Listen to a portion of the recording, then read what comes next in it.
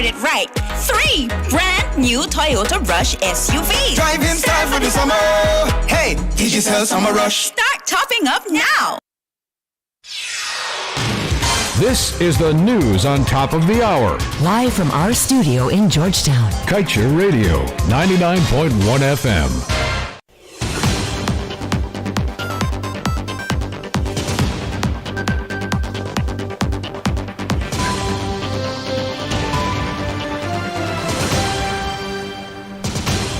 Good evening and welcome to this evening's newscast on Kaieteur Radio. Kevin Smith here. Without further ado, let's get to the news in detail.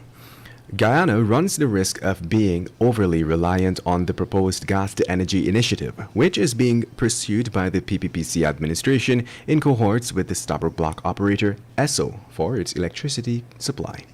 This is according to K&M Advisors, an international consultancy group that was commissioned to conduct a study on this matter by the Inter-American Development Bank back in 2019.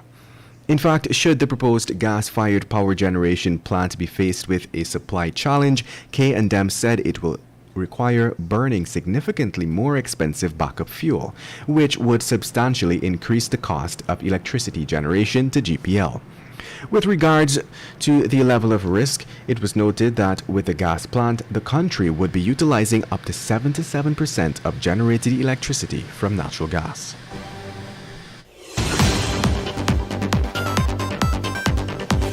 And now let's tell you. On June 22nd, the EPA issued a notice alerting the public that the 2020 guidelines for reviewing and conducting environmental impact assessments were repealed, and that in the interim, its assessment guidelines that date back to 2000 would apply.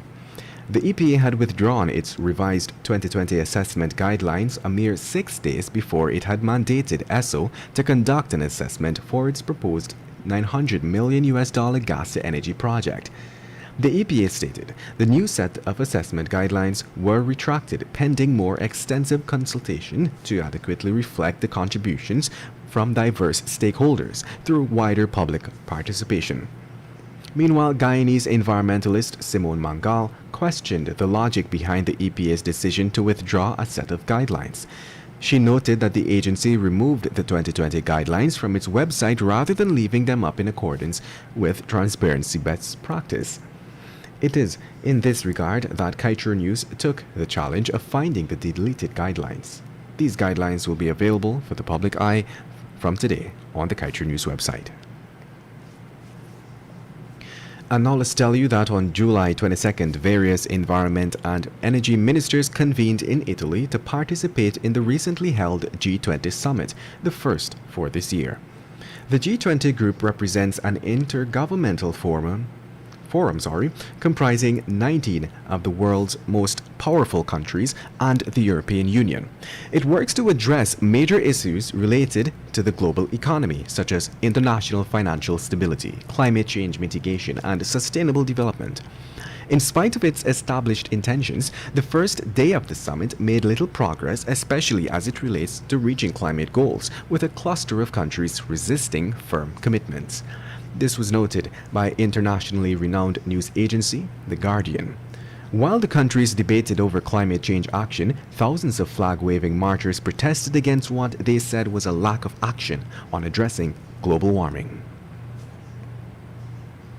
And moving on, U.S. Overseas Territory Puerto Rico scored a win against U.S. oil major ExxonMobil Corporation following a decade-long battle in which the island's administration had alleged that the company contaminated the island's groundwater and environment through its operations there.